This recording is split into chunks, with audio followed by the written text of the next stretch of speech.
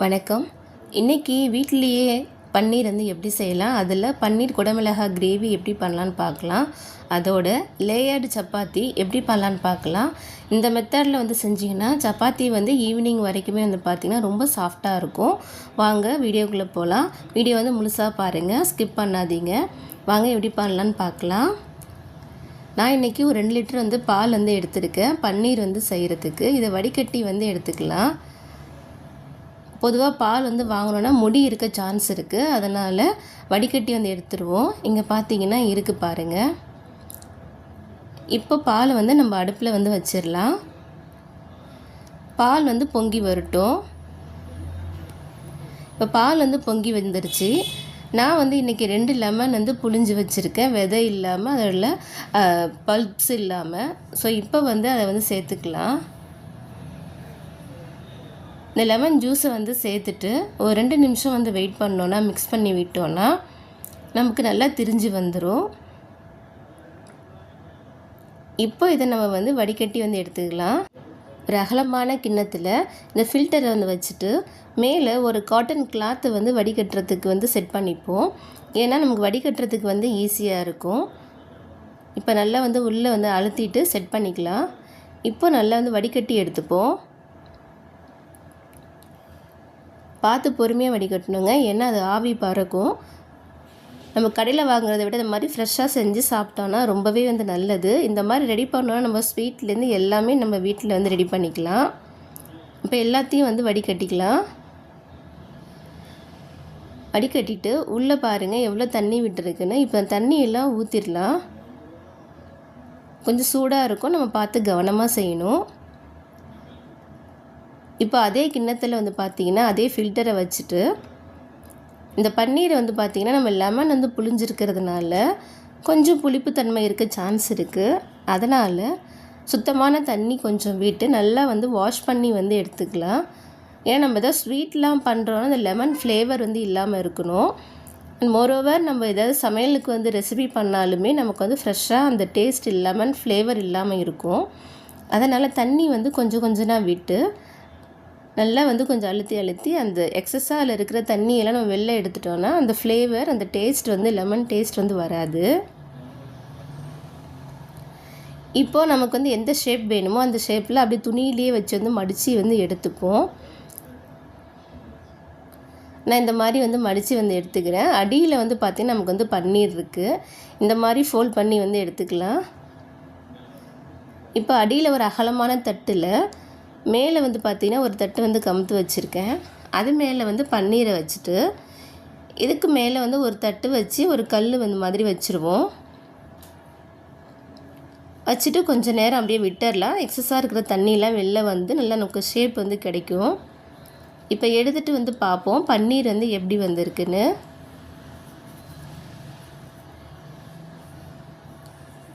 இப்போ திறந்து பார்க்கலாம் பன்னீர் வந்து எவ்வளோ திக்காக வந்திருக்குன்னு பார்ப்போம். நம்ம இந்த கிளாத்தை வந்து வாஷ் பண்ணி வச்சுக்கிட்டோன்னா அப்பப்போ செய்ய வந்து யூஸ் பண்ணிக்கலாம். பன்னீர் பாருங்கள் சூப்பராக வந்து வந்திருக்கு. நான் கட் பண்ணி காட்டுறேன் பாருங்கள், எவ்வளோ சாஃப்டாக சூப்பராக இருக்குது பாருங்கள்.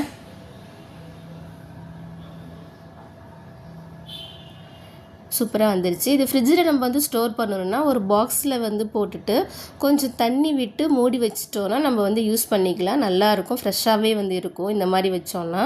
இப்போ கிரேவி எப்படி பண்ணலான்னு பார்க்கலாம். ஒரு கடாயில் எண்ணெய் விட்டுருக்கேன். அதில் 2 வெங்காயம் வந்து சேர்த்துக்கலாம், பெரிய வெங்காயம். வெங்காயத்தை சேர்த்துட்டு ஒரு நிமிஷம் வந்து வதக்கிக்கலாம். இது கூட கொஞ்சம் முந்திரி பருப்பு வந்து சேர்த்துக்கலாம். கிரேவி வந்து டேஸ்ட்டாக இருக்கும். ஸோ முந்திரி பருப்பும் சேர்த்து வந்து வதக்கிக்கலாம். வெங்காயம் இந்த கண்ணாடி பதம் வந்து வதங்கினா வந்து போதுமானது. இப்போ இதில் நான் ஒரு 3 தக்காளி வந்து சேர்த்துக்கிறேன். நல்லா பழமான தக்காளியை வந்து எடுத்துக்குங்க. கிரேவி அப்போ தான் நல்லா டேஸ்ட்டாக வந்து இருக்கும்.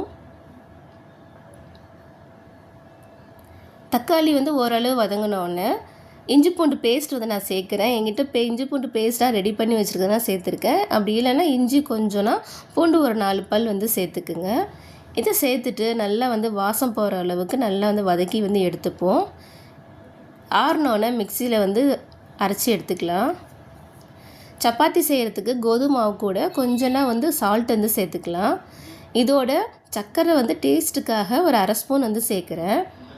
இதில் வந்து மெயின் பார்த்திங்கன்னா இந்த வெதுவெதுப்பான சுடு தண்ணி வந்து ஊற்றி நம்ம மாவு பிசைகிறது தான். கொஞ்சம் கொஞ்சமாக தண்ணி விட்டு மாவை வந்து நல்லா கெட்டியாக வந்து பிசைஞ்சு வந்து எடுத்துக்கணும். சுடு தண்ணி சேர்த்தோன்னா டேஸ்ட் வந்து சூப்பராக இருக்கும். மாவு நல்லா சாஃப்டாக இருக்கும். மாவு பிசைஞ்சோடனே இதான் பாதம், கையில் வந்து ஒட்டக்கூடாது. நல்லா மாவு பிசைஞ்சிட்டு கொஞ்சம் எண்ணெய் தடவி மாவு வந்து மூடி வச்சிடலாம் ஒரு 1/2 hour. நல்லா வந்து ஆறிடுச்சு. இப்போ மிக்ஸி ஜாரில் போட்டு நம்ம அரைச்சி எடுத்துப்போம். அதே கடாயில் எண்ணெய் விட்டுருக்கேன், அதில் பிரியாணி எல்லாம் வந்து சேர்த்துப்போம். கொஞ்சம் ஜீரகம் வந்து சேர்த்துக்கலாம். ஜீரகம் வந்து பொரிஞ்சோன்னே நான் மிளகாத்தூள் வந்து 1.25 ஸ்பூன் வந்து சேர்க்குறேன். கொஞ்சம் காரமாக இருந்தால் பிடிக்குங்கிறதுனால சேர்க்குறேன். உங்களுக்கு காரம் வேண்டான்னா நீங்கள் வந்து குறைச்சிக்கோங்க. அடுப்பு வந்து சிம்மில் இருக்கட்டும், கருகிடும். மிக்ஸ் பண்ணி விட்டுட்டு இப்போ அரைச்ச பேஸ்ட்டை இது கூட வந்து சேர்த்துக்கலாம். பேஸ்ட்டை சேர்த்துட்டு ஒரு 2 நிமிஷம் நல்லா வந்து வதக்குங்க. 1/4 ஸ்பூன் மஞ்சத்தூள் சேர்த்துருக்கேன். இது கூட 1 ஸ்பூன் வந்து மல்லித்தூள் வந்து சேர்த்துருக்கேன். தேவையான அளவு வந்து உப்பு சேர்த்துக்கலாம். சேர்த்துட்டு நல்லா மிக்ஸ் பண்ணி விடலாம். மிக்ஸ் பண்ணி ஒரு 5 நிமிஷம் நல்லா வந்து வதக்குங்க. இப்போ நான் வந்து மீடியம் சைஸ் குடமிளகாய் 3 எடுத்துருக்கேன். அதை வந்து கட் பண்ணி வந்து சேர்த்துக்கிறேன். உங்களுக்கு குடமிளகாய் வந்து பிடிக்காதுன்னா நீங்கள் வந்து அவாய்ட் பண்ணிக்கலாம். அது டேஸ்ட் வந்து நல்லாயிருக்கும், உடம்புக்கு நல்லதுங்கிறதுனால நான் வந்து வெஜிடபிள் வந்து சேர்ப்பேன், அதனால் சேர்த்துருக்கேன். சேர்த்துட்டு ஒரு 2 நிமிஷம் வதக்கிட்டு அந்த மிக்ஸி ஜாரில் வந்து கழுவி தண்ணி வந்து சேர்த்துப்போம். உங்களுக்கு தண்ணி வேண்டான்னா ஏதோ நிறுத்திக்கிங்க. நான் இன்னும் கொஞ்சம் கிரேவியாக வேணுங்கிறதுக்காக நான் இன்னும் கொஞ்சம் தண்ணி வந்து ஆட் பண்ணிக்கிறேன்.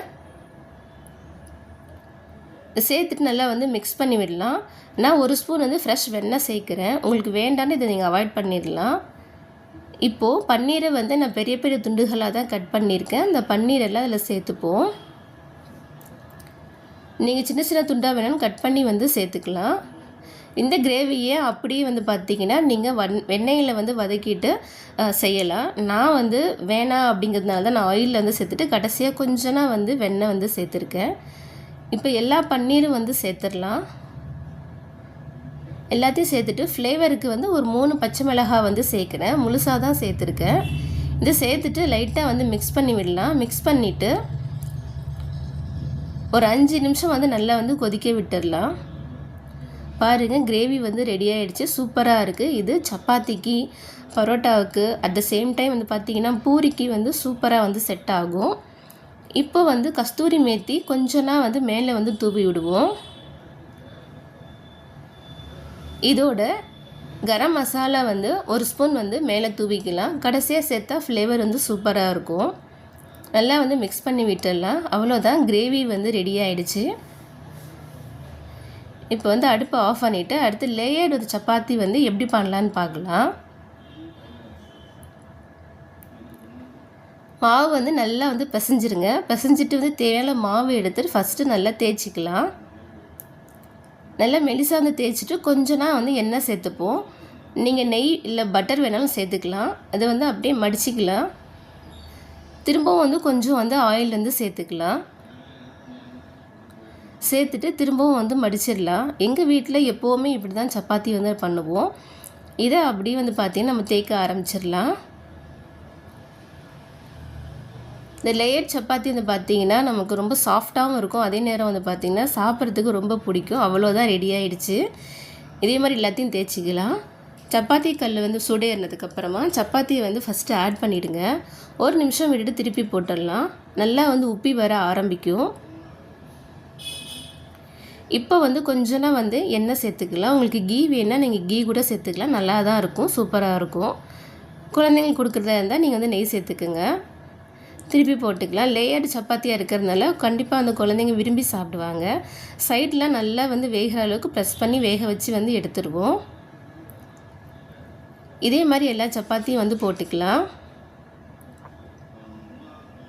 நல்லா உப்பி வரும். நமக்கு சப்பாத்தி வந்து சாஃப்டாக இருக்கும்.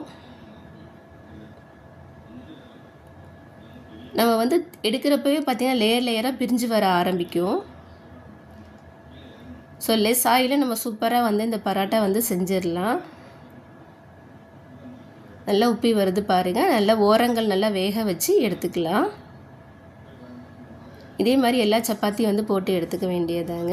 இந்த கிரேவி கூட இந்த சப்பாத்தி வந்து சாப்பிட்றதுக்கு சூப்பராக இருக்கும். பாருங்கள் லேயராக வர ஆரம்பிச்சிருச்சு. எவ்வளோ சூப்பராக பிரிஞ்சு வருது பாருங்கள். 2 விரலில் ஈஸியாக நம்ம வந்து பிச்சு எடுக்கலாம். ரொம்ப சூடாக இருக்குது. ரொம்ப சாஃப்டாக இருக்கும் சாப்பிட்றதுக்கு. கண்டிப்பாக வந்து ட்ரை பண்ணி பாருங்கள் இந்த மெத்தடில். இந்த வீடியோ பிடிச்சிருந்துச்சுன்னா லைக் பண்ணுங்கள், ஷேர் பண்ணுங்கள். மறக்காமல் என் சேனலை சப்ஸ்கிரைப் பண்ணுங்கள், சப்போர்ட் பண்ணுங்கள். நன்றி, வணக்கம்.